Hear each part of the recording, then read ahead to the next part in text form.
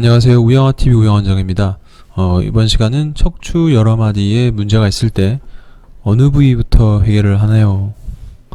인생은 선택의 연속이고 척추 수술도 선택, 초이스라는 주제로 알아보는 시간을 갖도록 하겠습니다. 디스크도 터지고 협착증도 있고 여러 마디가 문제가 있을 때는 해결하는 가장 좋은 방법은 어떤 것일까? 결론적으로 말씀드리면은 현재 관련된 증상과 연관지어지는 부위만 해결하는 것입니다. 증례 보시겠습니다. 이 증례는 내일 제가 One Stone Three Birds라는 주제로 영상을 만들었는데 한번 그 증례를 같이 한번 보고 설명을 드리도록 하겠습니다. 3, 4번의 디스크가 아래쪽으로 흘러져 내려와 있고요.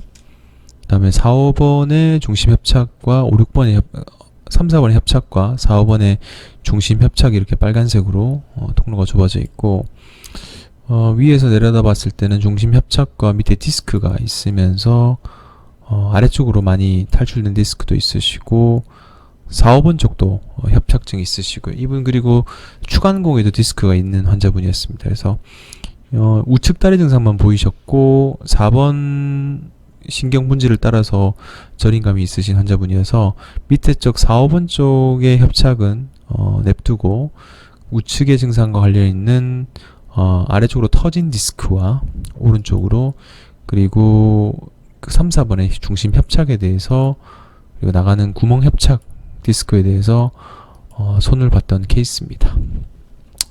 그래서 이렇게 디스크도 터지고 이분은 디스크도 터지고 흘러내리고 협착증도 여러 마디에 있었던 환자인데 이 눈에 보이는 걸 다 해결하면은 너무 공사가 커지겠죠. 그래서 관련된 증상과 이런 거를 감별할 때 어떻게 하는 게 좋을까라는 문헌을 찾아봤습니다. 요추 질환에서 선택적 척추 신경근 차단 검사, 통증 주사라고 알고 있는데 그 주사와 다르게 신경근에다가 직접 주사를 놓는 겁니다. 저희 은사님이신 심대무 교수님이 94년도에 발표하셨던 논문이시고요. 서론 보시면은 방사통의 원발병소로 알아내는데 이 선택적 척추 신경근 차단 검사가 매우 유용하다.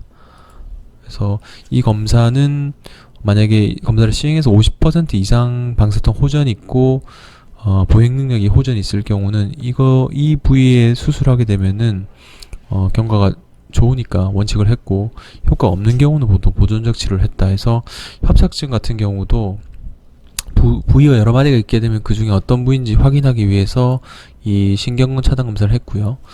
증상의 주된 원인이 되는 신경근을 확인하는 가장 좋은 방법이라고 여러 저자들이 얘기했는데 검사 시행 후, 그러니까 주사 맞은 이후에 한 3, 4시간 동안 증상 호전 여부가 있는지 4분의 3 이상 좋아졌는지 그렇다면은 이제 수술에 좋은 적응증이 된다.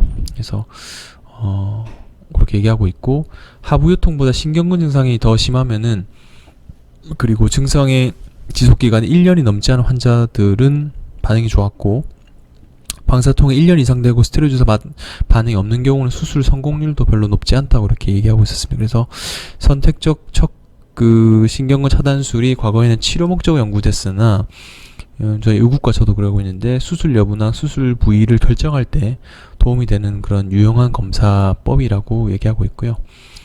이게 논문의 94명 중 71명에서는 의미가 있었고 이 환자의 수술했더니 80% 이상 양호한 결과를 보였고 결국 선택적 신경근 차단 검사가 여러 레벨에 있는 병변이 있는 경우에는 어디가 문제가 있는지 확인해 볼 수 있는 그런 검사법으로 진단 및 치료 방법으로 유용하더라고 결론 짓고 있습니다.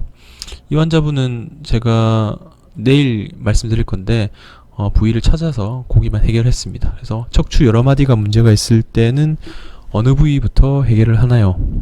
그래서 현재 증상과 관련 있는 부위에 대해서 먼저 시행하고 거기에 적절한 치료하는 것이 좋을 것 같습니다. 이번 영상 여기까지입니다. 다음 시간에는 그 환자분 증례 통해서 어떻게 치료하는 게 좋을지 알아보는 시간을 갖도록 하겠습니다. 시청해주셔서 감사합니다. 좋은 하루 되세요.